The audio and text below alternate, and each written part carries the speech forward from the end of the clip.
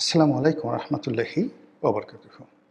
সম্মানিত দর্শক, প্রধানমন্ত্রী হিসেবে তারেক রহমান একটি সরকারি বাসভবনে তিনি বসবাস করবেন সপরিবারে, এবং তার সেই বসবাসের যাবতীয় খরচ রাষ্ট্র বহন করবে। ইতিপূর্বে প্রধানমন্ত্রীর জন্য নির্ধারিত বাসভবন ছিল গণভবন। এটি সংসদীয় গণতন্ত্রের জন্য ঐতিহাসিক, আর ভবনটির যে লোকেশন, এটিও একজন প্রধানমন্ত্রীর জন্য সব দিক থেকে অত্যন্ত গুরুত্বপূর্ণ এবং যাকে বলা হয় সার্বিক বিবেচনায় উপযুক্ত। যেটি পুড়িয়ে দেওয়া হয়েছে গণভবন, এই গণভবনটির সঙ্গেই লাগোয়া স্পিকারের বাসভবন, তারপর সংসদ ভবন, এরপর পরিকল্পনা কমিশন, যেটা খুবই গুরুত্বপূর্ণ এবং একেবারে খুব কাছাকাছি, বলতে গেলে ওয়াকিং ডিস্টেন্স, সেটি হলো প্রধানমন্ত্রীর কার্যালয়। অন্যদিকে সংসদ সদস্য যারা আছেন তারা দুটো অংশে ওখানে বসবাস করেন। মানিক মিয়া এভিনিউতে একটি অংশে বসবাস করেন, আরেকটি অংশ বসবাস করেন হলো সেই পুরাতন বিমানবন্দরের সামনে যে প্রধানমন্ত্রীর কার্যালয় রয়েছে, সেই কার্যালয়ের পাশে বেশ কয়েকটি বিল্ডিং রয়েছে যেখানে এমপিরা বসবাস করেন। তো এই যে প্ল্যানগুলো করা হয়েছে, এমপি, পরিকল্পনা কমিশন, প্রধানমন্ত্রীর কার্যালয়, স্পিকার, ডেপুটি স্পিকার সবাই একসঙ্গে পাশাপাশি থাকবেন, ওয়াকিং ডিস্টেন্সে থাকবেন। তো সেই ভবনটিকে পুড়িয়ে দেওয়া হয়েছে, কিন্তু সেটিকে মেরামত না করে, সেটিকে ভবিষ্যৎ প্রধানমন্ত্রীর জন্য বসবাস উপযোগী না করে, সাবেক যে অন্তর্বর্তীকালীন সরকার তারা যে এজেন্ডা বাস্তবায়ন করতে এসেছিল যে একটি গণতন্ত্র এবং সংসদীয় গণতন্ত্র, এটির কবর রচনা হবে। প্রধানমন্ত্রী নামক যে পদ, এই পদটি কলঙ্কিত হবে, এবং সেই জন্য এরকম একটি উল্লেখযোগ্য বাসভবন, ঐতিহাসিক বাসভবন, সেই বাসভবনটিকে দুমড়ে মুচড়ে শেষ করে দিয়ে সেখানে একটি জাদুঘর তৈরি করা হয়েছে।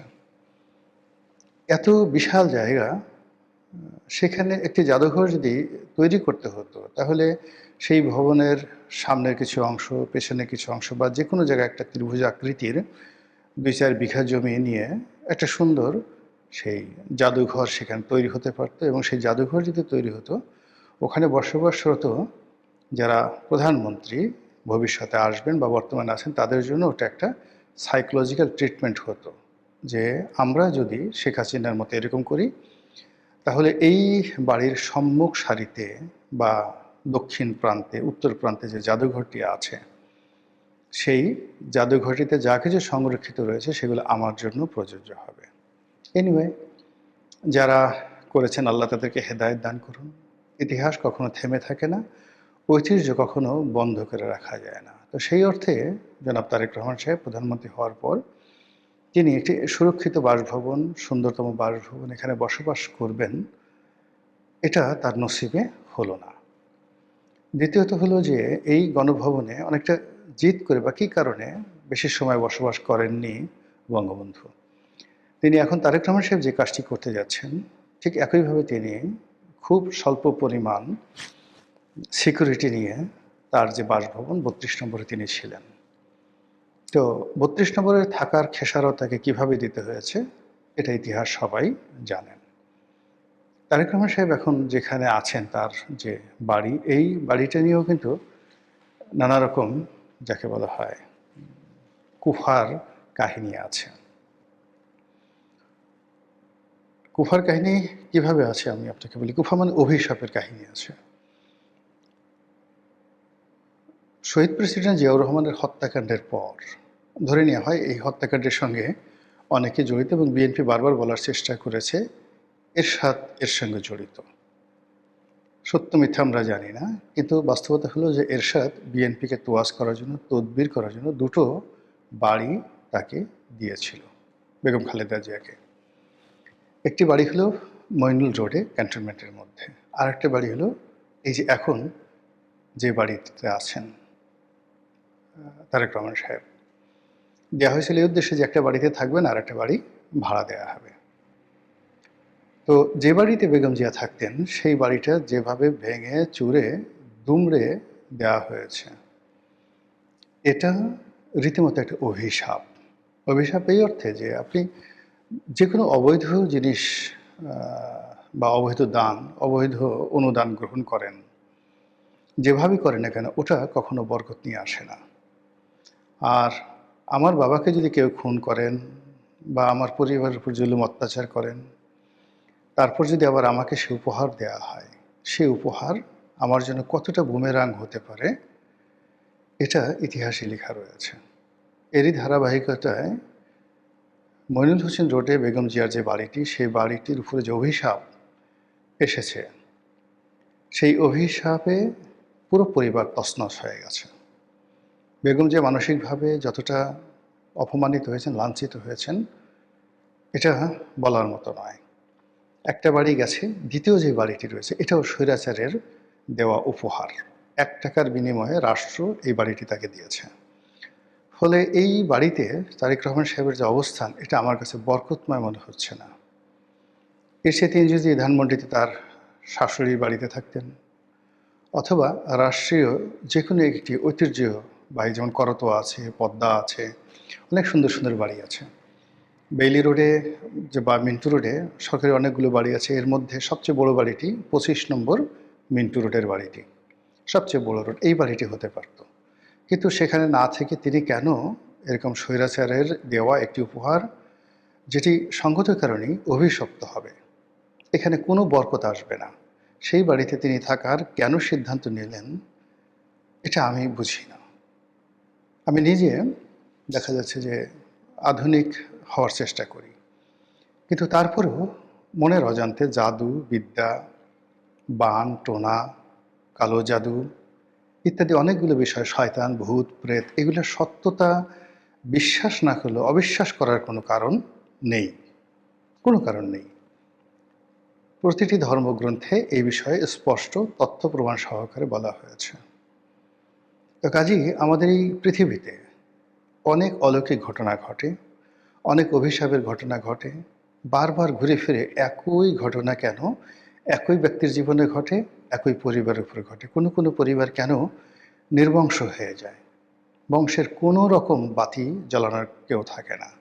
আবার কোনো কোনো বংশ কেন হাজার হাজার বছর ধরে এই পৃথিবীতে বসবাস করে, যেমন হজরত ইব্রাহিম আলাইহিসসালামের বংশধররা পৃথিবীতে আছে। মোহাম্মদ রসুল্লাহ সাল্লাহ ইসলামের আওলাদ আওতাদরা এখনও পৃথিবীতে আছে, কিন্তু আবু জেহেলের আওতাদ কারা, ফেরাউন রামসেসের আওতাদ কারা, আওলাদ কারা, আমরা তো তাদেরকে চিনি না। এইরকম অনেক কিছু এই পৃথিবীতে হয়, এই জিনিসগুলো তো আপনি অস্বীকার করতে পারবেন না।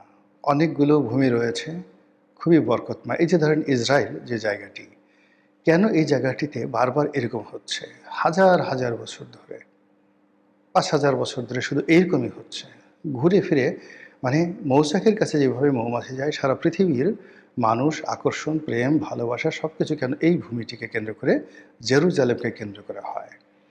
আবার পৃথিবী সৃষ্টির পরে সব কিছু কেন ইরানকে কেন্দ্র করে হয়। আবার কিয়ামত হওয়ার পরে কিয়ামতের যে হাসর নসরের ময়দান, এটাও এই ইরানের এই ভূমিতে, দ্য পার্সিয়ান যে ল্যান্ড, এখানে হবে। কেন বলেন তো? বাংলাদেশে কেন হলো না? ইরানে কেন হবে? এই ইরান নিয়ে এত যুদ্ধ কেন? আলেকজান্ডার কেন সেখানে যাবে? আলেকজান্ডার কেন ঢাকা এলেন না, সোনারগাঁ এলেন না, আমার গলা চিপে কেন গেলেন না?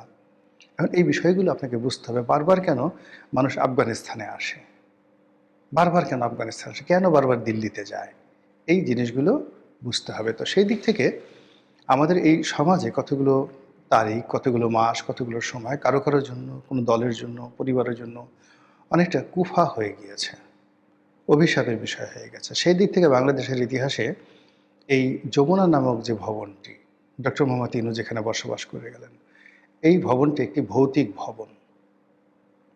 এখানে ভূত আছে, এখানে জিন আছে, এখানে কালো জাদুর যে সকল উপকরণ সব এখানে উপস্থিত। এখানে যারাই গেছে বিভিন্ন সময়টাতে তাদের জীবন তছনছ হয়ে গেছে। এই বাড়িটি নির্মাণ করা হয়েছিল এরশাদ জামানাতে মওদুদ আহমেদের জন্য। বাংলাদেশের প্রথম ভাইস প্রেসিডেন্ট হবেন সাংবিধানিকভাবে, এবং ভাইস প্রেসিডেন্ট হিসাবে তিনি যে সরকারি বাসভবনে থাকবেন, এজন্য এই ভবনটি তৈরি করা হলো। অত্যন্ত দৃষ্টিনন্দন, ভিতরের আর্কিটেকচারাল ডিজাইন অসাধারণ। আমরা যারা গিয়েছি ওখানে আমরা দেখেছি মানে কোনো সরকারি অফিস সাধারণত এতটা ওয়েল ডেকোরেটেড হয় না। এমনকি গণভবনের চাইতেও, বঙ্গভবনের চাইতেও এই বাড়িটির ইন্টেরিয়র ডেকোরেশন অনেক ভালো, কিন্তু এখানে বরকত আসেনি। মনজুর আহমেদ একদিন বসবাস করতে পারেননি। এই বাড়িতে লতিফুর রহমান সাহেব থেকেছেন, তার জীবন তছনছ হয়ে গেছে। এই বাড়িতে তত্ত্বাবধায়ক সরকারের প্রধান যিনি ছিলেন জনাব ফখরুদ্দিন সাহেব, তার জীবন তছনছ হয়ে গেছে। এই বাড়িতে যখন প্রথম শেখ হাসিনা উঠলেন, ঠিক উঠার অল্প কিছুদিন পরই এখানে গণভবন যখন এখানে পরিষ্কার পরিচ্ছন্ন করা হচ্ছিল, তার জন্য প্রস্তুত করা হচ্ছিল, তিনি কয়েকদিন এখানে ছিলেন। ওই সময়টিতেই বিডিআর মিউটিনি ঘটে, বিডিআর দুর্ঘটনা ঘটে। তারপর বহুদিন এই বাড়িটি পরিত্যক্ত অবস্থায় ছিল এবং সেখানে ডক্টর মোহাম্মদ ইউনূস উঠলেন। এই বাড়িকে কেন্দ্র করে যারা যারা এখানে থেকেছেন, কাজ করার চেষ্টা করেছেন, সবার জীবন তছনছ হয়ে গেছে। আপনি সেই প্রেস সেক্রেটারি শফিকের কথা বলেন, ডক্টর মোহাম্মদ ইউনূস সাহেবের কথা বলেন, লামিয়া মোর্শেদের কথা বলেন, কিংবা ধরুন আলী রাজের কথা বলেন, এই বাড়িকে কেন্দ্র করে যারা যত বেশি অ্যাক্টিভ হওয়ার চেষ্টা করেছেন, সবার জীবনে অভিশাপ নেমে এসেছে। এখন সেই বাড়িতে জনাব তারেক রহমান সাহেব, আজকে যখন আমি ভিডিওটি করছি চাঁদ রাত্রিতে, তখনকার খবর হলো যে তিনি উঠবেন না এই বাড়িতে, সিদ্ধান্ত নিয়েছেন। এবং এটি যদি ফাইনাল থাকে ভালো কথা, এটা যদি ফাইনাল থাকে ভালো কথা। আর যদি তিনি ভবিষ্যতে ওঠার চেষ্টা করেন, এজন্য মূলত আমি এই কথাগুলো বলছি। এবং আমি যখন এই ভিডিওটা বানানোর জন্য হেডলাইন দিচ্ছিলাম,